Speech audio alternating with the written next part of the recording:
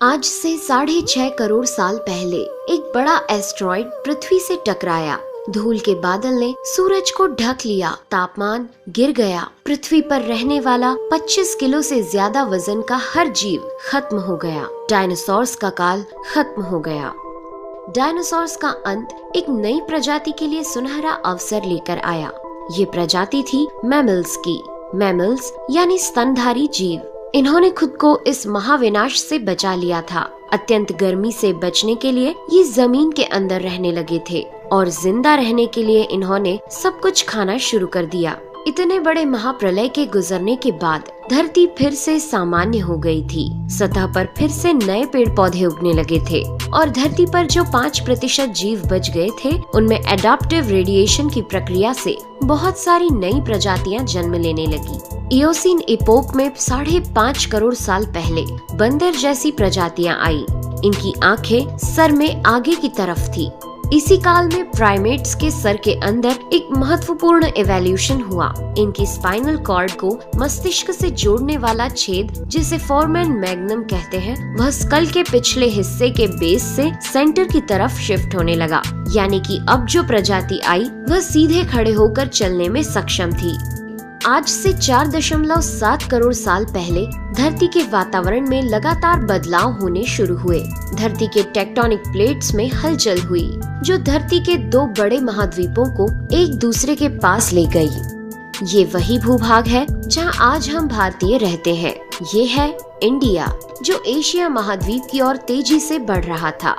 इन दोनों महाद्वीप के आपस में टकराने की वजह से हिमालय जैसी पर्वतमालाएं खड़ी होने लगी। यह वही पर्वतमाला है जिसे आज हम जानते हैं दुनिया की सबसे ऊंची चोटी माउंट एवरेस्ट के नाम से। ये पर्वतमालाएं इतनी ऊंची थी कि इससे मौसम का पैटर्न बदलने लगा, जिससे पृथ्वी ठंडी होने लगी। इस पर्वत श्रृंखला से गिरने वाला बर्फ आगे चलकर कई नदियों का निर्माण करने लगा। यह वही नदियां हैं जिससे आज हमारी आधी से ज्यादा आबादी को पीने का पानी मुहैया होता है। ओलिगोसीन इपोक में 3 करोड़ साल पहले ग्लोबल कूलिंग हुई। घास के मैदान बढ़ने लगे और जंगल घटने लगे। तब ऐसे जानवर विकसित हुए जो खुले मैदान में रहने के लिए उपयुक्त थे, और इन्हीं में दूसरे जानवरों को खाने वाले जानवर भी विकसित होने लगे। 1 करोड़ साल पहले पृथ्वी वह रूप लेने लगी थी जिसे आज हम देख रहे हैं। धरती का वातावरण लगभग पूरी तरह से आज के समान बन चुका था और धरती के सारे महाद्वीप लगभग पूरी तरह से जाने पहचाने थे। लेकिन परिस्थितियां फिर बदलने लगी। 40 लाख साल पहले धरती की टेक्टोनिक प्लेट में एक बार फिर से हलचल हुई और अफ्रीका के पूर्वी इलाकों में एक नई पर्वत श्रृंखला का निर्माण हुआ। ये पर्वत श्रृंखला थी ईस्ट अफ्रीकन रिफ्ट वैली। इस पर्वत श्रृंखला के उभर जाने से यहाँ के हरे भरे जंगलों में आने वाली मौसमी हवा का मानसून पूरी तरह रुक गया और इस वजह से यहाँ के जंगलों में बारिश आनी बंद हो गई। यहीं इसी जंगल में रहते थे द ग्रेट एप्स। ये हैं हमारी काफी दूर के रिश्तेदार। हमारे ये पूर्वज कहलाते हैं पेरोलापिथिकस या पेरोला। हमारे परिवार की शुरुआत इसी ग्रेट एप्स से हुई। पेरोला पेड़ों पर रहते थे और फल खाते थे। वजनी होने के कारण ये एक डाल से दूसरी पर नहीं जा सकते थे, इसलिए ये हमेशा झूलते रहते थे। कभी कभी ये अपने 2 पैरों पर भी खड़े हो जाते थे। ये चल सकते थे। आम धारणा के उलट सीधे चलने की क्षमता जमीन पर नहीं बल्कि टहनियों पर विकसित हुई। बाइपेडलिज्म यानी 2 पैरों पर चलना इंसानों की नहीं बल्कि एप्स की खोज थी। आगे चलकर ये ग्रेट एप्स जलवायु और जगह के अनुसार बदल गए। कुछ चिंपैंजी और गोरिल्ला में विकसित हुए, कुछ इंसानों में विकसित होने शुरू हुए। वो पूरे अफ्रीका में फैले हुए थे। बारिश के बंद हो जाने से यहाँ के जंगल सूख गए, जिसका सबसे ज्यादा असर इन एप्स पर पड़ा। जंगल सूख जाने से इन एप्स के लिए खाने की समस्या उत्पन्न हो गई और इसीलिए अब ये पेड़ों से उतरकर खाने की तलाश में जमीन पर अपने कदम रखने लगे। ये है एडिपिथिकस रेमिडस ये हैं हमारे पूर्वज, जिन्होंने जमीन पर मानव इतिहास का पहला कदम रखा और आज इन्हीं के कारण हमने चांद पर अपना पहला कदम रखा। इनका दिमाग एक संतरे जितना बड़ा था और इनकी लंबाई 4 फीट तक थी। ये हमारे वंश के सबसे पहले सीधे चलने वाले जीव थे। कई हजार सालों के विकास क्रम के बाद ये 2 पैरों पर चलने लगे। इससे ऊर्जा कम खर्च होती थी और ये चलते चलते भी खा सकते थे।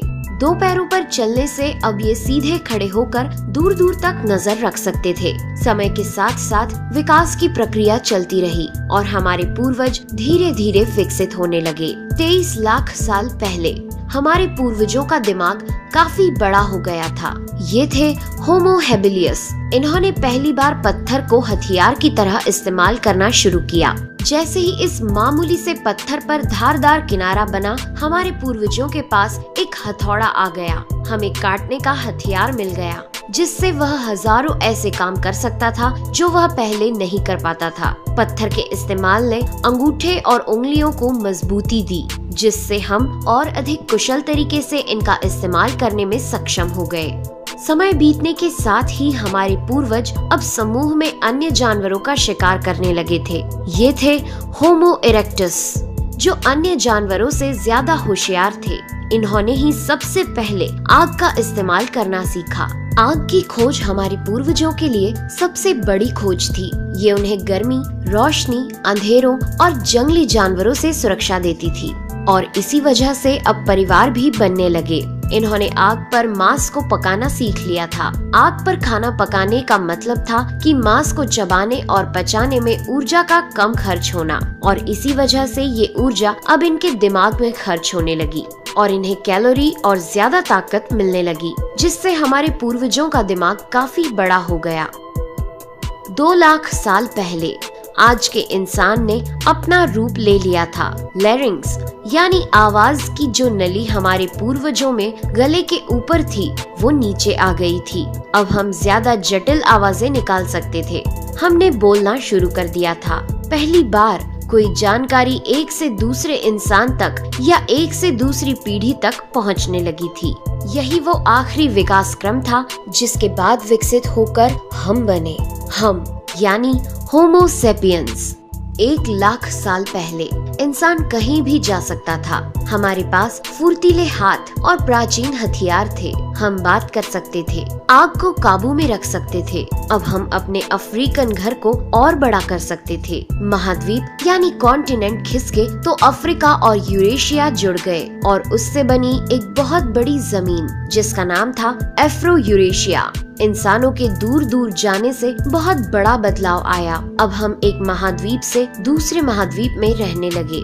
इसकी वजह से हम उन चीजों से बचे हुए थे जिसकी वजह से वानरों के मुकाबले दूसरे बड़े स्तनधारी हमेशा के लिए खत्म हो गए। करीब 50,000 साल पहले आइस एज शुरू हो गया और नॉर्थ पोल से आगे बढ़ने लगा। उसी वक्त इंसान चाइना और ऑस्ट्रेलिया तक पहुंच गया था। 30,000 साल पहले इंसान पहली बार यूरोप पहुंच गए। जब बर्फ अपने चरम पर थी, तब इंसान अपनी खोज में नॉर्थ ईस्ट साइबेरिया के बर्फीली टंडा तक पहुंच गया। आइस एज के इतने कठिन दौर में भी इंसान हर उस हुनर का विकास कर रहा था जिससे कि वो सच्चे मायनों में इंसान बन सके। हमने खुद को उस माहौल में ढाल लिया। हम ज्यादा समझदार हो गए। उसके बाद हमने पूरी दुनिया में अपनी बस्तियां बसा ली। समुद्र किनारे से पहाड़ की चोटियों तक, हरे भरे मैदानों से लेकर पथरीले इलाकों तक हर जगह इंसान थे। हमारा हुलिया, त्वचा, बाल और आँखों का आकार जलवायु और जगह के अनुसार बदल गया। हमने अपनी आवश्यकता के हिसाब से खेती शुरू की और जानवरों को पालना शुरू कर दिया। हमने कस्बों और शहरों का निर्माण शुरू किया। उसके बाद हमारी सभ्यता और संस्कृति का जन्म हुआ। हमने विज्ञान और गणित का इस्तेमाल शुरू किया, जिससे हमें भविष्य में जाने के लिए ऊर्जा और तकनीक मिली। ये है हमारा समय। अब हम पूरी तरह विकसित हैं। हमारे जैसा इस धरती पर अब कोई जीव नहीं। आज हम जानते हैं कि हम कौन हैं, कहां से आए हैं, लेकिन ये तो बस शुरुआत है। अभी हमारा सफर खत्म नहीं हुआ है। हमें अभी और आगे जाना है, आने वाली चुनौतियों का सामना करना है और खुद को और विकसित और आधुनिक बनाना है। दोस्तों आज के एपिसोड में बस इतना ही। वीडियो अच्छा लगा हो तो प्लीज लाइक करें और चैनल को सब्सक्राइब कर हमारा सपोर्ट जरूर करें। यदि आप नए हैं तो इस चैनल पर हमारे बाकी वीडियोस भी विजिट जरूर करें। साथ ही सब्सक्राइब कर नोटिफिकेशन बेल को भी ऑन कर लें। मैं हूं आपकी दोस्त नेहा आगरकर। फिर से मिलेंगे एक नए एपिसोड में। तब तक के लिए दीजिए इजाजत। नमस्कार।